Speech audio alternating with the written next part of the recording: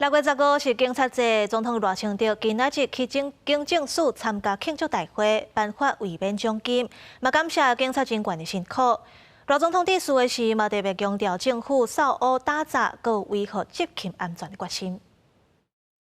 诈欺犯罪也已经成为世界各国最大的治安挑战，对台湾社会的危害，更可以说是罄竹难书。只要是黑道，无论躲在哪里，假扮成企业、协会、政党，甚至包装成善心人士，我们都要找出来。内政部进前宣布，6月15警察节，全国警察机关佮学校人员会休假一日。那总统嘛表示，未来警政体系会全面推动数位转型，比如讲会扩大无人机运用，佮会推动科技执法，打造安全安心的治安环境。